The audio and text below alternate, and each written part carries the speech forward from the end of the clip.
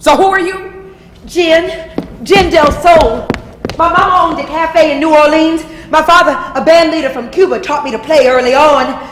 I joined the International Sweethearts of Rhythm when I was 17 and then struck out on my own. I followed your career for years, Miss Evelyn Waters.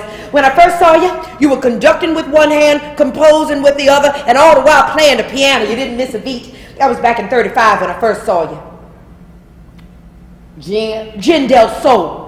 Never heard of you. See, this is what I'm up against. Starting a female band, amateurs. Leroy's idea. Evelyn Waters doing a novelty act.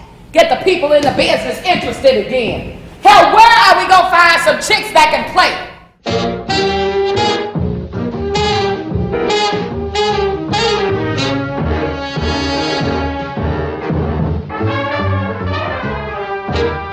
I met a beautiful princess in the land of Oo-Bla-Dee. She smiled and said, Oo-Ba-Dilia, meaning you appeal to me. I'm living in New York City, and a friend of mine takes me to a little dive, Midtown, and we watch her grand aunt play and sing.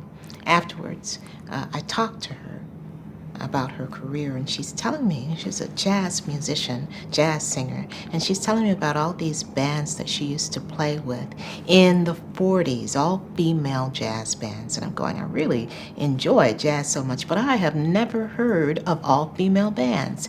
So she's telling me about during World War II, the men had gone off to war, and women are taking over certain roles that were designated as male territory. So the next day I go to the Schomburg Library and I start looking up the names, some of the names that she had given me.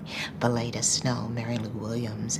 And I am astounded by the brilliance of these wonderful composers, musicians that I've never heard of. So I decided that that's what I want to write about. And it was called Oo-Bla-Dee, named after Mary Lou Williams in the land of Oo-Bla-Dee, that I really loved. When I got to Chicago, because I'm writing it as a commission for the Goodman Theater, I get together with a group of female musicians who live in Chicago. All are over 60. We have lunch and we talk. And I take these notes, bits and pieces that I'll put into these characters in the land of Oo-Bla-Dee. The year is 1946. It is after another war before Vietnam, after Jesse Owens. There is the Women's Baseball League, the Negro Baseball League, Frank Sinatra, coloreds only. Leroy Jones would become, but not yet. Recently, Mussolini was killed. Hitler, suicide. FDR died this past year. This is before JFK, LBJ, or Clinton. Before MLK or Malcolm X were even thought about. Today, Reagan is in Hollywood making picture shows.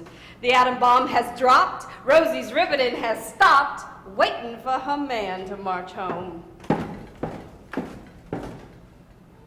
Opening night, a lot of the women that I talked to come to the theater with their children, with their grandchildren, and as the play is going on, they're pointing, going, you know, that's me, that's me. And that was the testament of this play, that we know them, that we see them, that we experience their lives, that they continue on.